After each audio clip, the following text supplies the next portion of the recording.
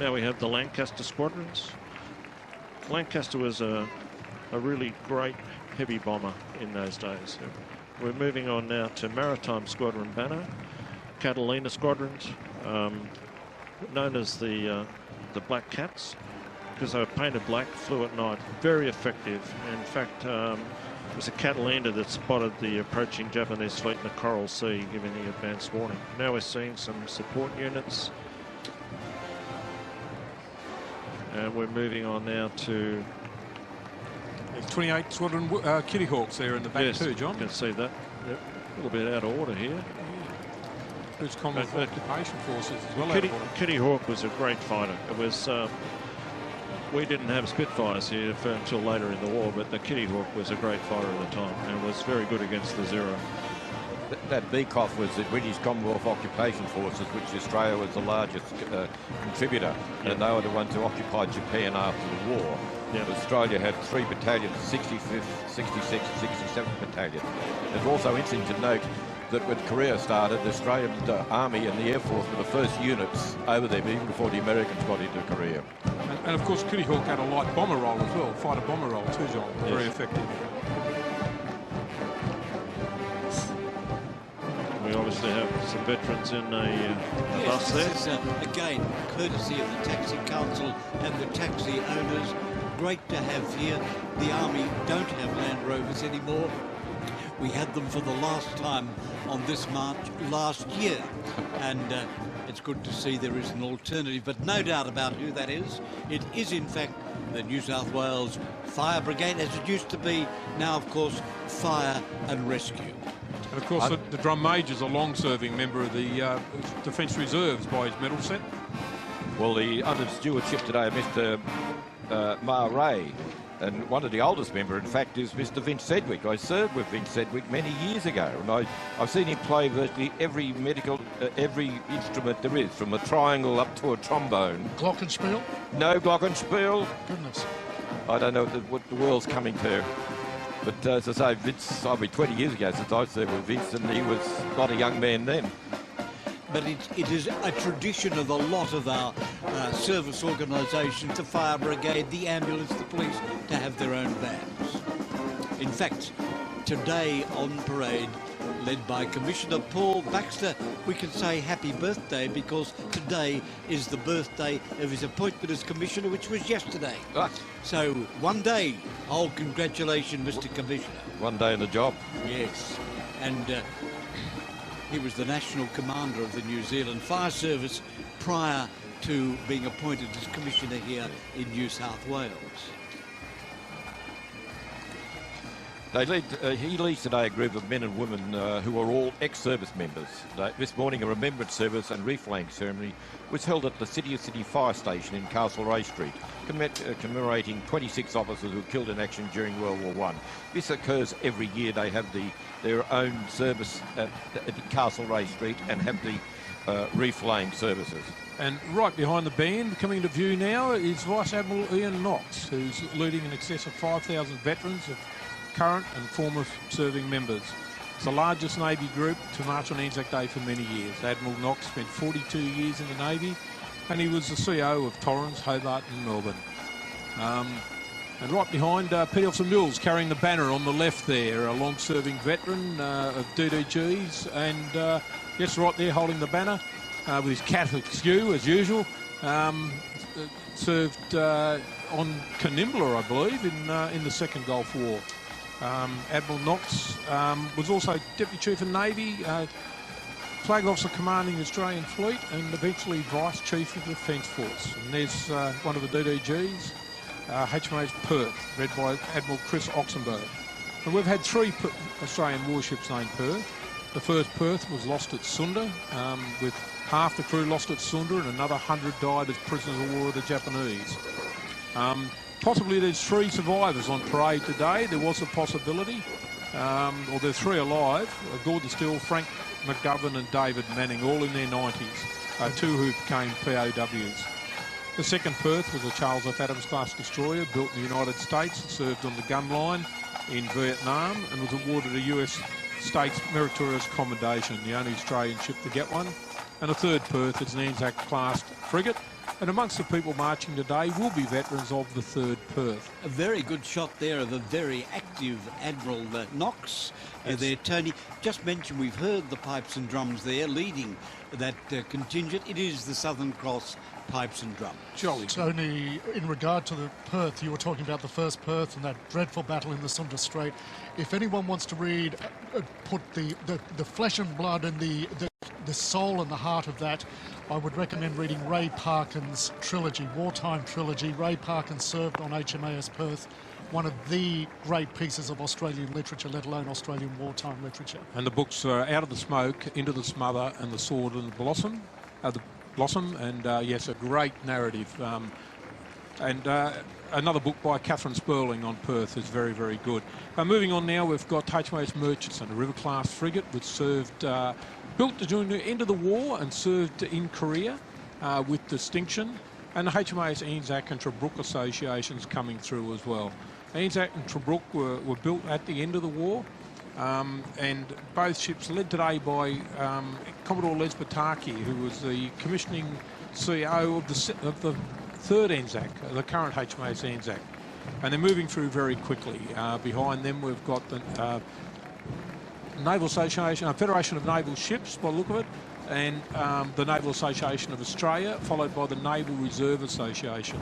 The Naval Reserve Association are officers who have served predominantly in the reserves, many of them part-time sailors, and they fulfilled the jobs when needed, as needed. Peter Collins. And Peter Collins, former New South Wales parliamentarian, and there in the middle. Of course, before that, ABC current affairs commentator, and I served with him in Sydney University Regiment prior to him joining the Navy. Great to see him here. And marching the Naval Association was actually with them was Rear Admiral John Mead, who had served in command of in command of HMAS Parramatta. And there's applause for the Parramatta, or for the Burwood rather, Girls High School Concert Band. The girls only started marching here, I think, if I'm right, 2 years ago. Since that time, their numbers have increased. They've changed their uniform. In fact, they've changed the option of the tunes that they play. Their program sounds good. They look good. Well done, the girls from Burwood High. They are, and right behind them you can see the banner of the Naval Warfare Officers Association, led by their president, Rear Admiral David Nipper Thomas, former Deputy Chief of Navy and Maritime Commander. Warfare officers command and fight warships, and the contingent comprises serving and retired naval officers who share the common experiences of conducting naval operations at sea. It includes the old Anti-Submarine Officers Association, formed in 1946. The association has developed a close association with HMAS Watson, which is the traditional home of naval warfare. As we can see there, Admiral Thomas on the left, and and probably Howard Furness on the right, marching next to Admiral Thomas. Yes. I had the pleasure of serving with Admiral Thomas at Fleet Headquarters. As you can see, these men and women marching today, they're the ones who lead the fight on the ships. Quite a good turn-up of veterans amongst that group, Tony.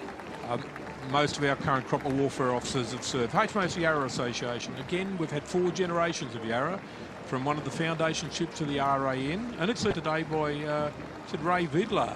That doesn't look like Ray Vidler there, but 4 from Foundation Torpedo Boat Destroyer through the sloop in the Second World War that was lost shortly after Perth. The 3rd Yarra was a destroyer escort, and the current Yarra is a mine hunter. And I'd say many of the men marching there in uniform are from the 3rd Yarra. The communications branch, led by Alan Shorty Moffat, who joined in '55 and served in Anzac in a Malaya emergency. The communicators have been marching separately since 1947, and they're now a combination of a number of different groups. The RANs, what would we have done without the RANs in the Second World War and post-war? Many of these ladies marching today were of the old RANs who joined up when they weren't allowed to go to sea, and many of them made that transition and then served at sea on our current ships, and they're proudly marching with their forebearers. And as you can see, most of the ladies in the back there have got a good rack of medals. I can see a bosun mate and a number of naval writers, a coxswain in the background there. They're all, and of course many of the ladies earlier wanted to go to sea but weren't allowed to go to sea. Unfortunately, that has changed. And the band coming into view there is from west of Sydney. It's the Hawke Street District Concert Band, another one of the band which is regularly here at our Anzac Day March. And I have to repeat the comment that I made a little earlier.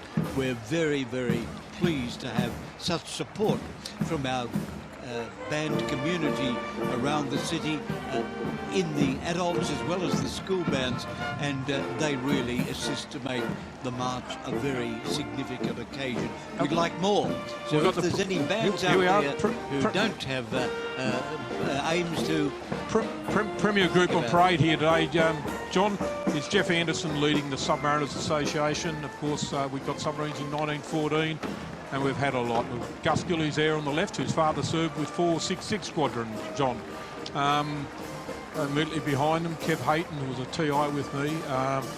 Current submarines of the Collins class, one of the best submarines in the world, and they're now proudly showing all the submarines on the Skull and Crossbones, which was traditionally flown on the end of a successful patrol. Many of the men that are on view now, I've actually served at sea with. Michael Lynch on the left there. Our current submarines are out there doing the business. They had problems in the early days, but they're now amongst the best submarines in the world. I was proud to be a member of them. The Merchant Navy, led by Richard Sandeman Gray, Chief Warden of the Master of Mariners. And I was actually a member of the Merchant Mariners Association in Tasmania. They marched under several national flags. Merchant Navy ships sailed everywhere. Maritime travel operations. A little known reservists, the only completely reserve unit. These men and women monitor the merchant shipping all over the world and all over Australia, and we've had MTO officers serving in the Middle East, embedded with coalition forces, tracking shipping movements and collecting intelligence. Yes, the US Army small ships, mate. Small ships. These guys, men, were either underage or overage, and they manned the ships that took the supplies up through the islands, and for many, many years they weren't recognised for their service because they were paid by the Americans, and the Australian government just blithely forgot about them. And they fought a long fight to get recognition for their service. And some were only 15 and 16 when they went off to serve. And some of them turned in RAN uniform, and they still weren't recognised. Yes, they were, John. It was one of those things. And suddenly we've got an Air League group coming through. Oh, it's the band. Yeah, this is the band. This is the Moorebank Squadron of the Australian Air League. It tends to be a drum corps only, although there is one sole trumpet or cornet player in the right-hand corner. But a drum corps, and it's very typical of the bands produced all around Sydney by the Australian Air League. Tony, you were talking before about the Small Ships Association, the US Army Small Ships Association. Not only was it an incredible group, diverse group of people on board, but the boats were incredibly diverse. They were all sorts of boats that were used in that ragtag flotilla. Yep, and we've got the health services now, our own health services. Hospital ships aren't marching this year, but their banner's been carried proudly at Maxwell, the Centaur banner, in honour of one of their men. But here we have a mixed bag, and I notice there's a doctor who's actually also a qualified aviator in there, an observer or pilot. That's interesting. A doctor or nursing sister. But these are the men and the women of the health services. They're now part of a tri-service unit, but on every ship you'll have a petty officer medic, a leading seaman medic or a chief medic looking after the health, and on operations there'll be a doctor. The HMAS Melbourne Association, led today by Robert Birchall, I believe. And we've had a number of ships in Melbourne, best known, of course, being the Majestic aircraft carrier, which tragically was involved in 2 collisions with the Voyager and the Frank E. Evans, with large loss of life on both. But over 15,000 men, including myself, served on her during her 28-year career. It was enough to convince me to go to submarines. And a lot of people aren't aware. You can see HMAS Vengeance here. Many people aren't aware that back in the late 40s and early 50s, we had a carrier on loan from the Royal Navy, manned by Australians, HMAS Vengeance, and of course HMAS Sydney, which went on to become a troop carrier. Now Sydney Moving on now, Vietnam convoy escorts. Again, a group of men that were much forgotten. They weren't given any recognition for the fact that they served on escorts going up to Vietnam, and they'd have to stay off Vietnam for a few days. And because they never got 28 days up, they were never awarded Veterans Affairs entitlements until the early 1990s, when that was finally rectified. And many of those men, they see the Vung Tau ferry, which is HMAS Sydney, coming up in the background. Many of those men were on destroyers, and they were subjected to water and had illness as a result of Agent Orange in the water. HMAS Sydney Association. Tony, just acknowledging the band that went through there. Clan McCann Pipe Band, small but good. Yeah, g'day. Rear Admiral Andrew Robinson is at the front of the thing. And also Admiral Meyer is going around again. Stu Meyer there. Rear Admiral Stu Meyer. Former CO, I think, of the current Sydney, or the just decommissioned Sydney. And he's marching today with Rear Admiral Andrew Robinson, who was commanding officer of Sydney 3, the aircraft carrier stroke troop transport. Most famous name amongst all our ships, Sydney. Tony, Rear Admiral Mayer offered the dedication at this morning's dawn service at the Cenotaph. I thought he spoke excellently, John. And of course, amongst them are many members of HMAS Sydney the 4th, the Oliver Hazard Berry frigate. And jumping on again to HMAS Vendetta. Life's Great on 08, Daring class destroyer, which was commissioned in the 50s and served right through to the mid-70s. And of course, they're carrying the banner, which also includes the battle honours of the original Vendetta. I think the Air Force is going to do you a favour, not the Air Force, but ex-Air Force aircraft flown by Haas are about to fly over as a tribute to. Oh, great. We'll listen for them. And Voyager, Survivors Association, led by Alexander Haggerty, the association president. These are the few remaining survivors of the survivors of HMAS Voyager when it was sunk in February 1964 off Jarvis Bay in an absolute tragedy. And what the real tragedy was, within weeks, some of these men were back at sea on ships in the same class without any treatment for PTSD and very little concern for their health.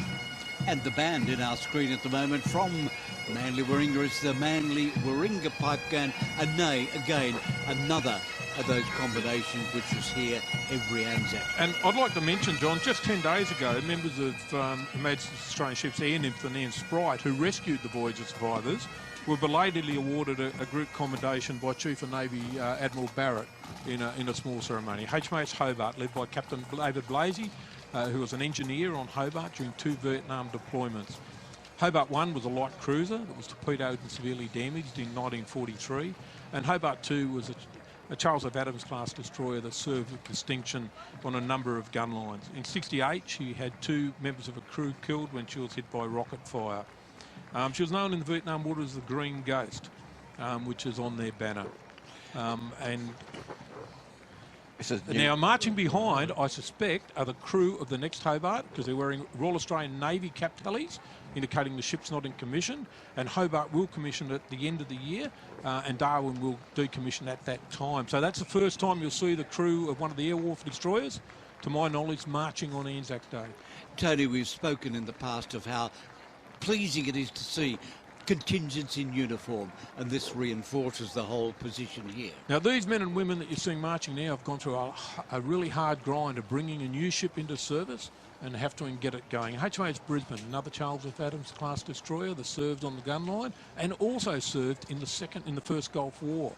And some of the men who served in Vietnam were serving on Brisbane second time round in the Gulf War. Tingara Association, not being led by the look of it by Admiral Crane, but these were men who joined as 15-year-olds through HMAS Lewin. The original Tingara was a boys' training ship, and they joined at 15, and many of them served for long careers. Our clearance divers, the Navy's combat divers, doesn't say who's leading them today, but they've served in Vietnam. And again, our divers recently belatedly got a US Clearance Diving Team 3. They were awarded the Vietnam Cross of Gallantry with Palm Citation. They and 2 Air Force units, I believe, 35 Squadron and 9 Squadron, John. Yeah, 35 Squadron. Were left off the list. Yeah, and it's taken 40-odd years to replace that. We've just got it. We've just got it. Yeah. And they destroyed river barricades. They checked ships for mines. And there was one incident where they found Vietnamese mine divers putting mines on the sides of the ships. Another Australian Air League Drum Corps here. This is another one from Western Sydney, from Mount Pritchard. Good to see such league support for the Anzac Day March. Yep. And behind them, the PTIs, who keep our men and women fit at sea. They have a multi-role on the ship. They don't just do physical education. They'll also do part of ship duties, the maintenance on the ship. And every ship now will have a PTI, and every ship will have a small gym of some sort.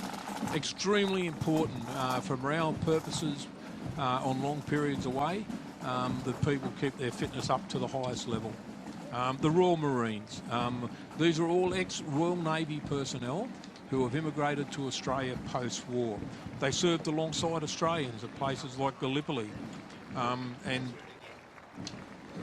and in the Borneo and Malaysia confrontation. There were the Royal Marines embedded up there. Most of these men would have become 10-pound pomps, and some later than that. The crest has the image of a globe reflecting their involvement all over the world. And we've got the Royal Australian Navy Band going around for the second time, led by Lieutenant O'Kane and his drum major.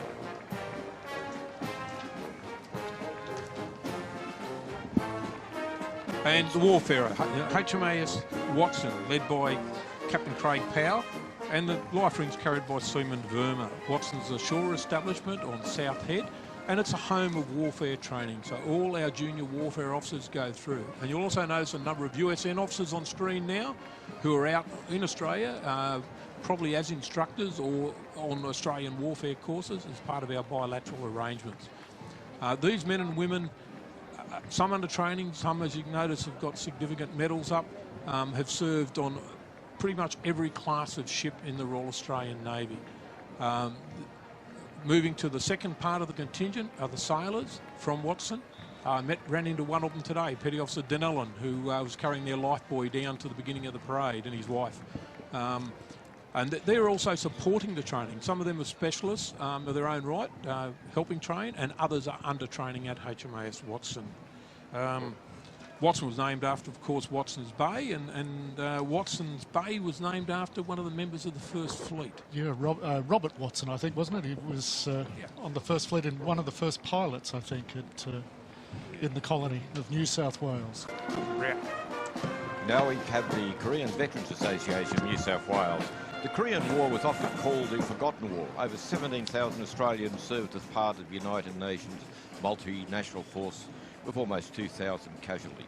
The war lasted for 3 years until 1953, when an armistice was signed. But unfortunately, of course, it's still bubbling away there today with the problems we have with North Korea threatening what they'll do to South Korea and everyone else. It was in this war that the Australian 3rd Battalion of the Royal Australian Regiment was awarded the American Unit Citation for the Capion. Now we have the Australian Army Training Team Vietnam, today led by Major Doug Tier, which is president of the branch. Doug, in fact, has been president for many years now, Bob, and I hate to think it must be the 6th or 7th contingent he's led on Anzac Day. This was the first Australian unit committed to South Vietnam in 1962. Operating alone or in small groups, members trained and advised South Vietnamese units. And of course, they received more than they received 4 Victoria Crosses for the actions in Vietnam, 2 posthumously. And behind him comes the band of. It's an Armoured Corps band. It's the Lancers once again. The Lancers have come round again. 1st 15th Royal New South Wales Lance, Parramatta Lancers for short. Yes, and if you'll see behind them, the gentleman with the black berets, that's probably the 1st Armoured Regiment.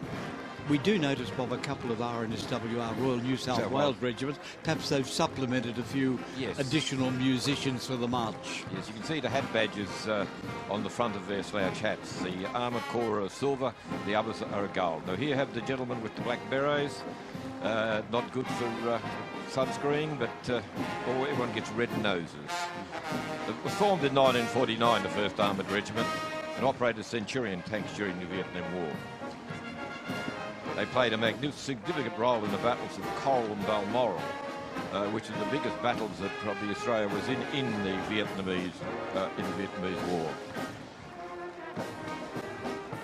Here we are, the 1st Armoured Regiment Association, and behind that will be the 3rd Cav, 3 Cav. Yeah, the 3rd Cavalry Regiment. They operated with M113, which is an aluminium armoured personnel carrier, and they participate in every major Australian task force operation in Vietnam. They played a crucial role during the Battle of Long Tan, and also provided defence and fire support for fire support bases Coral and Balmoral. They've also had recent deployments including Iraq, Afghanistan and East Timor, operating Bushmaster infantry mobility vehicles. This is one reason we have no Land Rovers. The vehicles the Army buys now are virtually to stop these IEDs, casualties caused by IEDs. So there's no soft-top vehicles purchased by the Army now for use in the operational areas. Some big waves there, Bob, from our Tongan community. Why? Because their band, the Sydney Tongas Adventist Band, is coming down Elizabeth Street at the moment. Now, I don't care if it's a rugby uniform or a band uniform, they look impressive. Yes.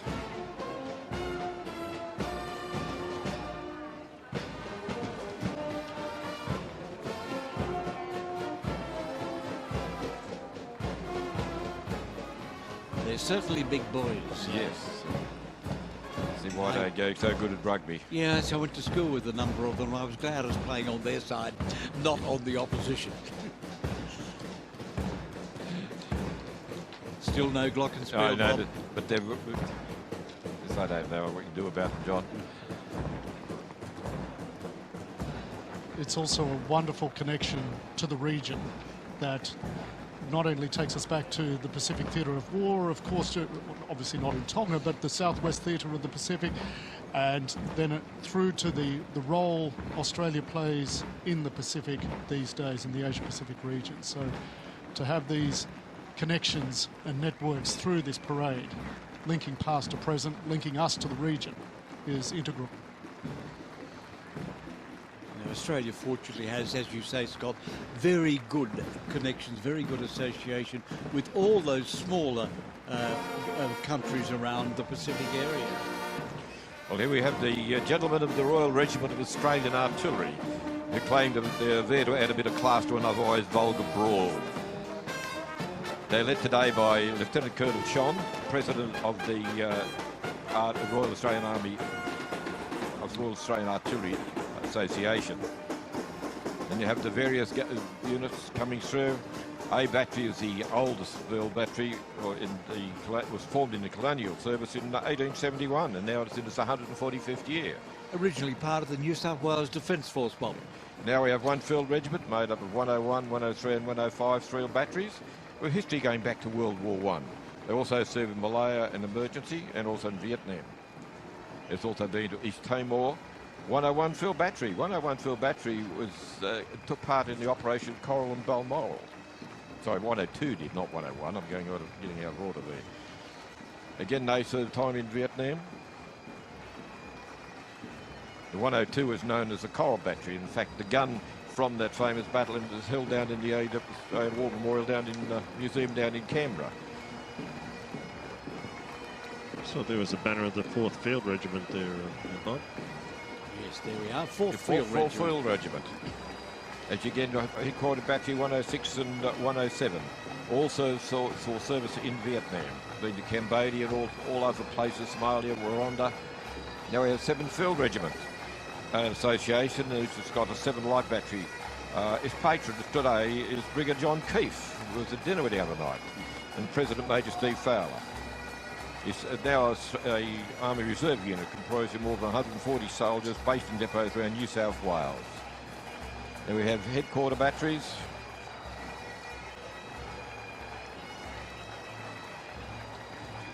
Let's try to see the...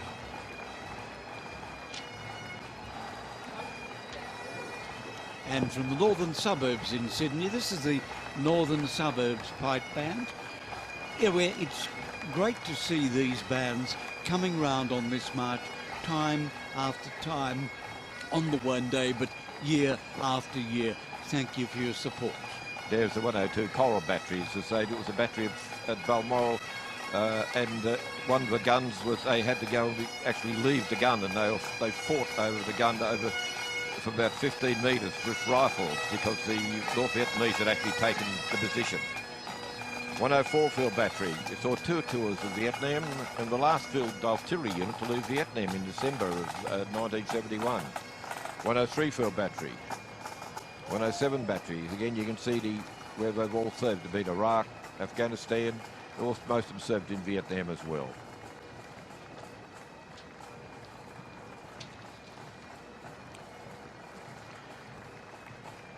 Two-3 field, 23 field regiment. They're called 2-3 field regiment. They call themselves 2-3 field regiment as a connection with the AIF battery, the 2nd, 3rd field regiment. They are led today by Mr. David Benton, president of 2-3 Field Regiment Association. And it's always the same colour patch as awarded to the 2nd, 3rd Anti-Tank Regiment for as part of its siege of Tobruk. It no longer has, they've taken the guns off them and given them mortars. I'm not sure how the gunners would take that. Mortars are normally given to the infantry, whereas the gunners have their guns. And they don't carry colours, their colours are their guns. That's why they get very upset if they look like losing them. Again, we start coming down to the field regiments, the Meade 812, 131 Div Lock batteries. The various ones coming through. Bob, you might explain Div Lock. Again, they were used to locate enemy mortars. They're like radar. In other words, when a mortar round or an artillery round comes in, you can trace back the trajectory of the round by using using radar to go and do what's called a counter bombardment. So if you know where the enemy are firing from, you can fire on them to discourage them from annoying you. Now coming up behind that banner. Regiment. Coming up behind the banner, Bob, Sydney Thistle Pipe Band. I keep saying this, but a regular participant on Anzac Day.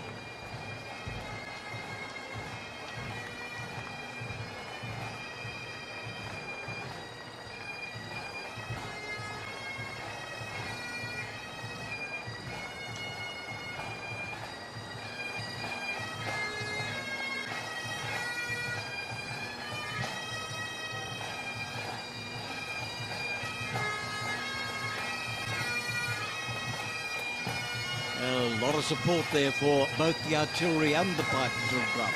Yes, those start getting the light anti-aircraft regiments that come through.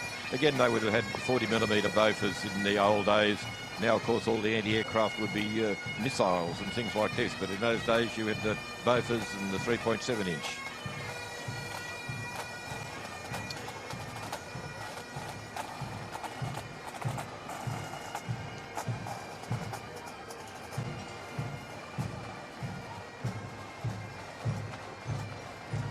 We have more gentlemen from the Royal Regiment of Australian Artillery. They're in front of the engineers, Bob.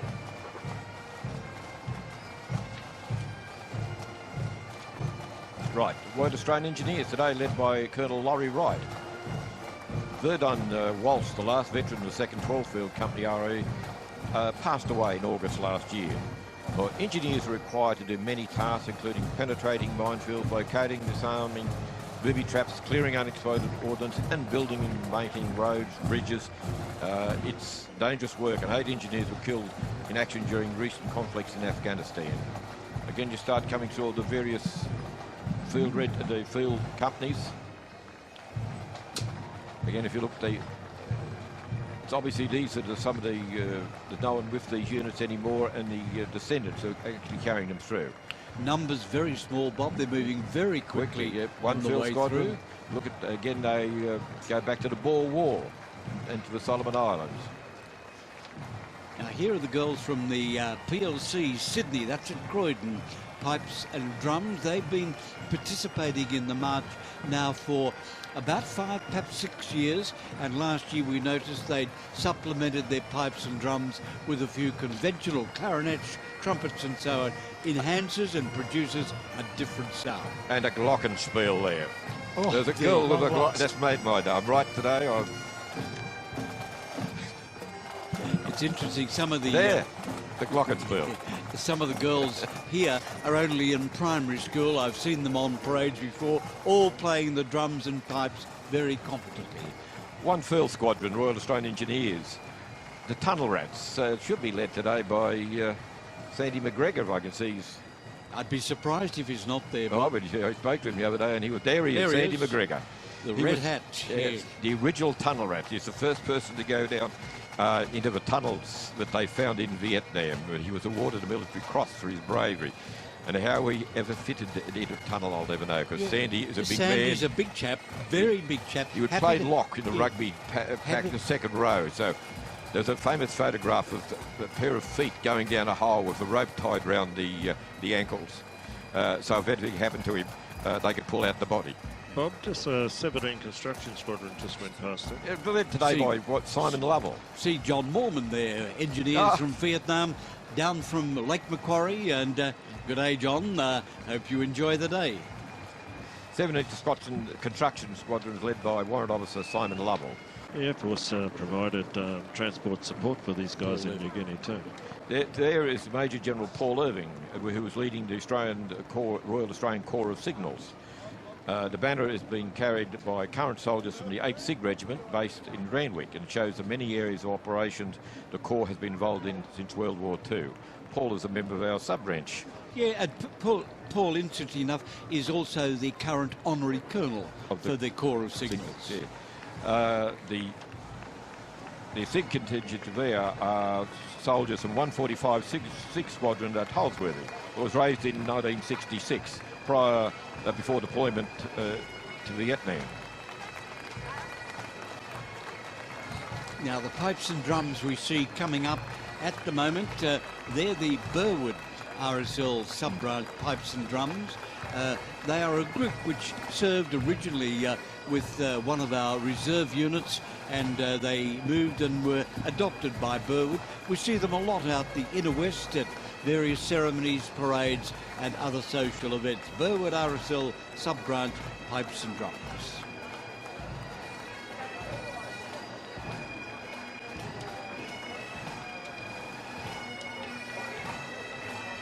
After this, we have the Infantry Corps units coming through, the Royal Regiment, the Royal Australian Regiment Association. Today it's going to be led by Major General Brian Howard, patron of the New South Wales Association.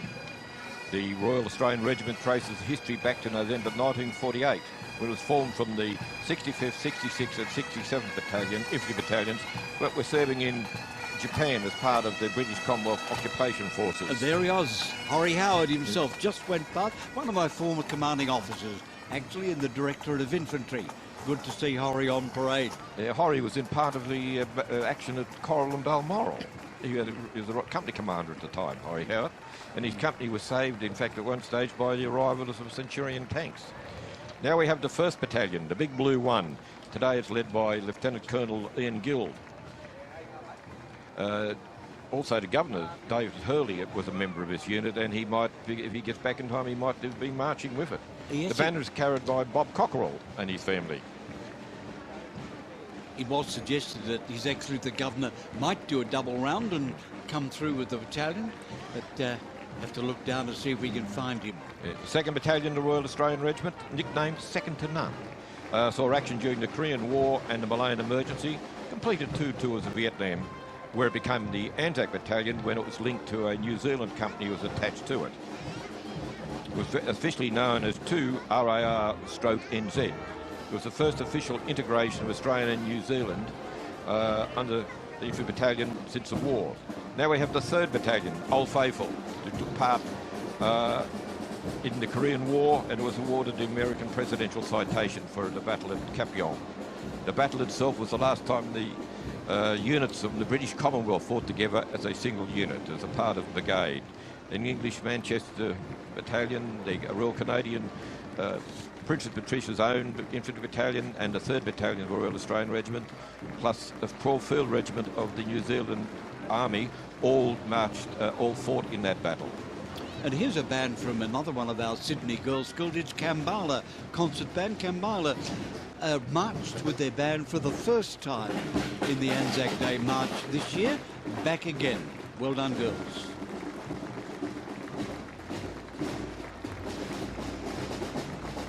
The 4th Battalion, the Fighting 4th, led today by Mr. David Morris, President of the New South Wales Association, was raised in 1964, served in Malaya and Borneo, as well as doing 2 tours of Vietnam. However, it is now, the colours are held by the Infantry Centre. It's now become the 2nd Commando Regiment. 5th Battalion, the Tiger Battalion, led today by Brigadier Jake Elwood, who took command of 5IR some time ago. I'm not trying to see if Major John Miller and Colonel David Watkins is there. Brigadier Colin Kahn, as he unfortunately was one of its famous commanders, is unwell and won't be able to join us today. It was the 1st battalion to have national servicemen as ranked to see action in the Vietnamese War. In fact, one of our colleagues, actually, you remember now the QC, Maury, went to Vietnam as Colin Kahn's mortar platoon commander. We served with him in the reserve. No. Another band there, John? Yeah, that's another Air League band. This is from Blacktown. It's interesting to see the way that the Australian Air League has formed its squadrons all around that outer link in Western Sydney, fulfilling a very serious need for youth groups in that area. Now we have the 6th Battalion. Normally it's got a blue heeler cattle dog as its mascot. Today it's led by Colonel Ian Mackay. Of course, its most famous battle was at the Battle of Long Tan, when D Company run into a regiment of North Vietnamese in the famous Battle of Long Tan. Its current role is a motorised infantry battalion. Has been twice to East Timor and also in the Solomon Islands. Also, one of its members, Corporal Daniel Kerr, got the Victoria Cross for actions in Vietnam, in Afghanistan. Interesting story about Colonel Ian Mackay. I used to do some polo commentaries down in southern New South Wales. Ian Mackay is a prominent member of the Canberra Polo Club and a very competent... Now we have Porky 7, or the 7th Battalion of the Royal Australian Regiment. It is 2 tours of Vietnam. Unfortunately, its first commander, Eric Smith, has passed away recently, and they will be having a service down at the church, Garrison Church at Wilson's Point this afternoon after this. Now we come to the 8th Battalion. The Grey 8th Battalion was formed in 66 and served 18 months in Malaya before it went to Vietnam. Here we go to the deep south of the city. Pipes and drums from the St George Sutherland area. Don't know how many of them come from the Shire, but small in numbers, but as we were saying early, pipes and drums with small numbers sound quite good. Here we have the last of the battalions, the 9th Battalion of the Royal Australian Regiment, led today by Doug McGrath, who was the New South Wales and National President of the Association. The Jeff Locke Memorial Banner, which is there today, is with the names of 35 soldiers killed in Vietnam. And also the Albie Morrison Memorial Banner has been paraded for the first time as well, commemorating the 1st Commanding Officer Battalion. Yes, Albie went on to be the Commandant of the Royal Military College in Canberra. Yeah. So the current Governor-General, Sir Peter Cosgrove, served in this battalion, the 9th Battalion, and he was awarded the Military Cross while serving with the battalion. At the moment it's been amalgamated with 8 RAR and is the lead element mentoring Task Force 4, which is deployed to the Afghanistan.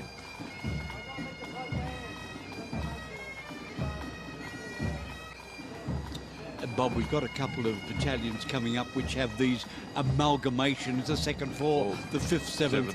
This is a classic way to downsize your number, enlarge them, but still keep regimental traditions alive. At one stage, they amalgamated battalions, and in case of 5th, 7th, the 5th and the 7th Battalion were amalgamated. Some years later, they were cast aside again and become separate battalions when the army expanded. Now, I don't know if that might be a blue-heeled cattle dog, is it? No, it's an Alsatian, I think. That's what. Is it with? Oh, it's a mech. It's with one of the armoured. I can't remember which one it is. It's because 5-7 in fact had armoured personnel carriers. They were carried around in elevators walking. They put them in the back of armoured personnel carriers and whizzed round. It might have been the mascot of the 5-7. Or a companion dog. Or that's the other thing. It could be a companion dog. And it's good to see it being used as a companion dog. What we've got next is the